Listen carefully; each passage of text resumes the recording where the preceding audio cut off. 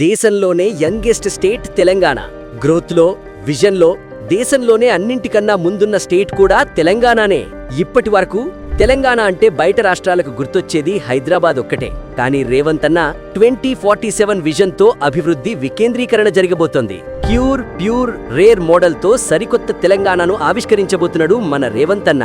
Core urban region economy, short form లో cure. అంటే ఇక్కడ ఎన్నో సమస్యలు ఉన్నాయి. ఇండస్ట్రియల్ పొల్యూషన్ ఉంది, మూసీ నది కాలుష్యం ఉంది, హైదరాబాద్ నగరంలో ఉన్న పురాతనమైన వాహనాల నుంచి మొదలు పెడితే పరిశ్రమల కాలుష్యం ఉంది. వీటిని తగ్గించడము లేకుండా చేయడము, తద్వారా ఒక నెట్ జీరో సిటీ లాగా కాలుష్య రహిత నగరంగా మార్చాలి అని అంటే దీన్ని క్యూర్ చేయాల్సిందే.